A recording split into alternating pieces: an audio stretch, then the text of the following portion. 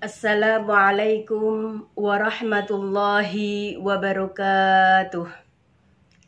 Alhamdulillahi rabbil alamin. Wabihi nasta'in wa ala umurid dunya waddin. Wassalatu wassalamu ala ashrafil anbiya'i wa imamil mursalin. Wa ala alihi wa sahbihi ajma'in. Qala Allah subhanahu wa ta'ala fil Qur'anil karim. A'udzu billahi minasyaitonir rajim. Bismillahirrahmanirrahim. Ya ayyuhalladzina amanu kutiba 'alaikumus shiyamu kama kutiba 'alal ladzina min qablikum la'allakum tattaqun. Shadaqallahul azim. Sahabat-sahabat dan para pemirsa yang dirahmati Allah, setiap bulan Ramadan datang, setiap itu pula Quran Surah Al-Baqarah ayat 183 yang saya bacakan tadi selalu juga berulang-ulang dibacakan dalam beberapa forum-forum keagamaan dan juga kembali diulas dalam beberapa tulisan yang menghiasi berbagai media, baik itu media cetak ataupun media elektronik. Quran Surah Al-Baqarah ayat 183 di atas menjelaskan kepada kita bahwa ayat ini diawali dengan seruan kepada orang-orang yang beriman dengan kata Ya ayyuhalladzina amanu. Menurut Syekh Muhammad Ati Al-Buhairi dalam kitabnya Nida'ur Rahman li Ahlil Iman, beliau menjelaskan bahwa setiap ayat Al-Quran yang diawali dengan seruan keimanan seperti Ya ayyuhalladzina amanu itu menunjukkan bahwa materi yang akan disampaikan setelah seruan itu adalah sesuatu yang penting. Allah memaksudkan supaya kita sebagai objeknya untuk memberikan perhatian dan secara sadar melakukan isi seruan tersebut yang tidak lain adalah ajakan dan anjuran bahkan perintah untuk melakukan siyam yang dalam terminologi syar'i dimaknai sebagai menahan diri dari makan, minum dan hawa nafsu dari sejak terbit fajar hingga terbenam matahari. Ibnu Maldhur dalam kitabnya Lisanul Arab, beliau menjelaskan bahwa siyam merupakan isim masdar dari kata sama, yasumu, sauman, wa siyaman. Jika kita perhatikan, Al-Quran menggunakan masdar dari kata sama, yaitu sauman dan siyaman ini, dua-duanya digunakan di dalam Al-Quran. Hanya saja untuk kata sauman hanya disebutkan sekali, yaitu di dalam Quran surah Maryam ketika saat itu Sayyidah Maryam ditanya perihal kehamilannya. Di dalam Al-Quran disebutkan bahwa Maryam menjawab, Inni nadartu lirrahmani sawma falan ukallima liyawma insiya. Di sini kata sauman digunakan di dalam surah Maryam. Maryam ingin menunjukkan kepada kita bahwa apa yang dilakukan di dalam saum adalah menahan diri dari berbicara. Yang pada saat itu masyarakatnya, kaumnya merasa ingin tahu mengenai perihal kehamilannya. Dan kata sauman atau saum masdar dari sauma tadi yang saum ini hanya disebutkan satu kali di dalam Al-Quran. Berbeda dengan kata siyam yang disebutkan sebanyak 7 kali di dalam Al-Quran, yaitu di dalam surah Al-Baqarah ayat 183, 187, dan 196. Demikian pula disebutkan di dalam surah An-Nisa ayat 92, Al-Maidah ayat 89 dan 95, serta Quran surah Al-Mujadilah ayat 4.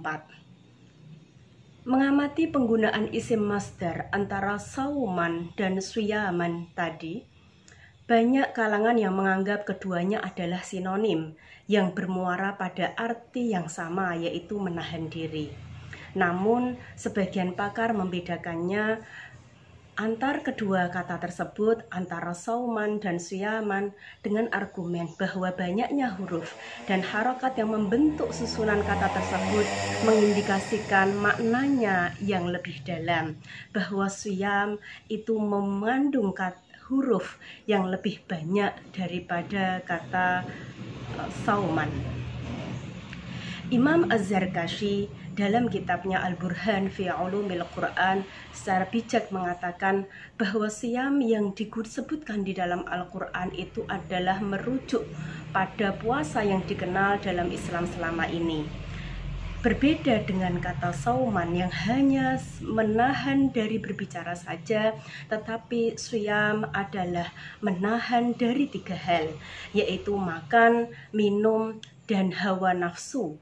Termasuk di dalam hawa nafsu ini juga menahan diri dari berbicara perkataan yang tidak baik. Tentunya menahan diri tersebut juga dilakukan dengan niat yang tulus ikhlas, hanya mengharap ridha Allah Subhanahu wa Ta'ala. Mengingat keikhlasan dalam puasa tidak tampak sebagaimana ibadah-ibadah yang lainnya seperti salat, zakat, bahkan haji, maka Allah Subhanahu wa Ta'ala menegaskan di dalam hadis qudsi bahwa puasa termasuk ibadah sirriyah, ibadah yang rahasia, di mana puasa itu adalah yang mengetahui sejatinya hanya Allah Subhanahu wa Ta'ala.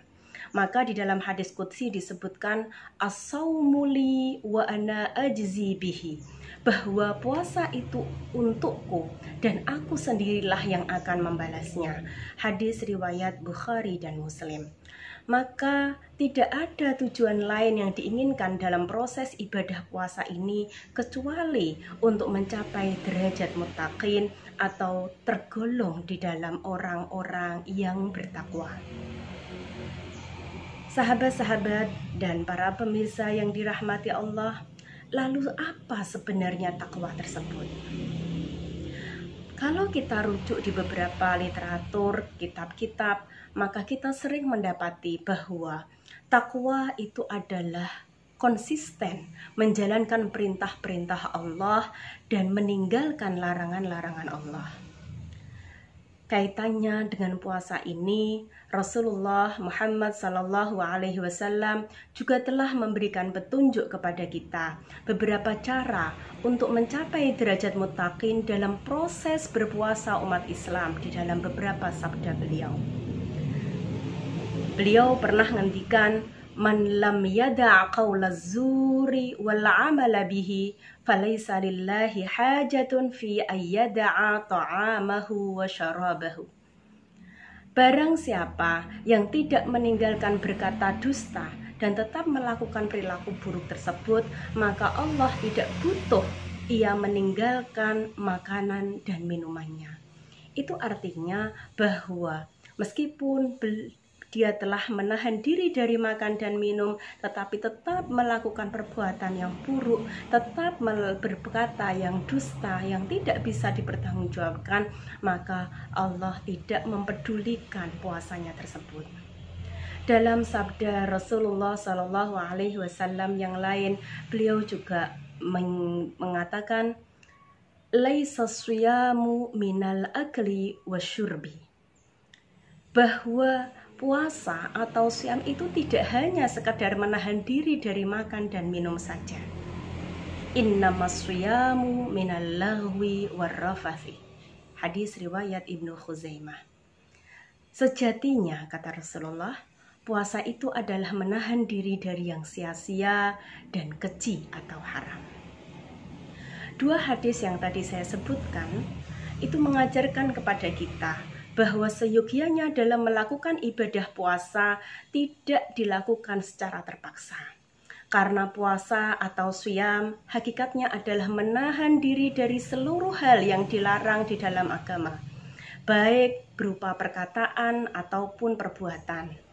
Tidak hanya menahan diri dari makan dan minum saja, namun menahan diri dari hawa nafsu juga ditekankan.